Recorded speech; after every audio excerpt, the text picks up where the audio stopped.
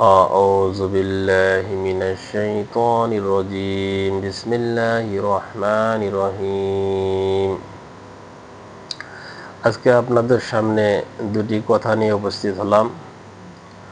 আপনারা আমার কথাটা মনোযোগ দিয়ে শুনবেন।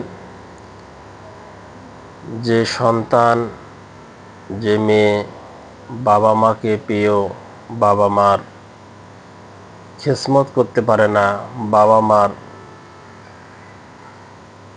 পাশে থাকতে পারে না, ওই সন্তানের মতো হতভাগা আর আসমানের নিচে জমিনের উপরে আর কেউ নাই।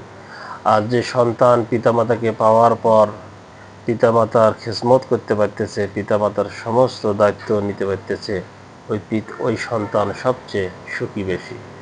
কারণ আল্লাহ পাক বলছেন, বান্দা আমার ইবাদতের পর তোমার দ্বিতীয় যে কাজটা হবে সেটা হচ্ছে তোমার পিতামাতার খোঁজখবর নেওয়া, পিতামাতার সাথে ভালো আচরণ করা। হ্যাঁ, এটা আল্লাহ পাক নির্দেশ দিয়েছেন। যেমন আমাদের নবীজির কাছে এক সাহাবে এসে বললেন, ইয়া রাসূলুল্লাহ, আমি আল্লাহর ইবাদতের পর আমি খেদমত করব কার? তখন নবীজি বললেন, তোমার মায়ের। দ্বিতীয়বার প্রশ্ন করলেন, বললেন তোমার মায়ের। তৃতীয়বারও প্রশ্ন করলেন, তোমার মায়ের। চতুর্থবার বললেন, ইয়া রাসূলুল্লাহ, আমরা তারপর খেদমত করব কার? তখন বললেন যে তোমার বাবার। তাহলে দেখেন আল্লাহ পাক এখানে কত গুরুত্ব দিয়েছেন তার পিতামাতার প্রতি। আমরা ভালো আচরণ, ভালো ব্যবহার দেখাবো। তো ততরূপ আপনি যদি পিতামাতার সাথে খারাপ আচরণ করেন, আপনি নামাজ, হজ, যাকাত যাই কিছু করেন না কেন, কোনোটাই আল্লাহর দরবারে আপনার কবুল হবে না। আর যখন পিতামাতাকে খুশি রাখতে পারবেন, সমস্ত কিছু দোয়া আল্লাহ পাক আপনার জন্য কবুল করবেন। এই জন্য বলছে যে বাবা মা হচ্ছে তোমার জান্নাত, বাবা মাই হচ্ছে তোমার জাহান্নাম।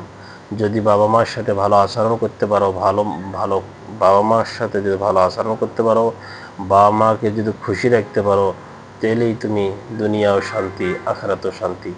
আর যদি বাবা মা যদি কষ্ট পায় তোমার কারণে, তোমার দুনিয়াও শেষ, আখিরাতও শেষ। তোমার মতো হতভাগা আর কেউ নাই। যারা আমার এই ভিডিওটা দেখলেন, অবশ্যই পিতামাতার সাথে ভালো আচরণ করবেন এবং নিজেও করবেন। পাশে যদি কেউ থাকে, আরেকজনকে পিতামাতাকে ভালো আচরণ করার জন্য আপনারা দাওয়াত দিবেন।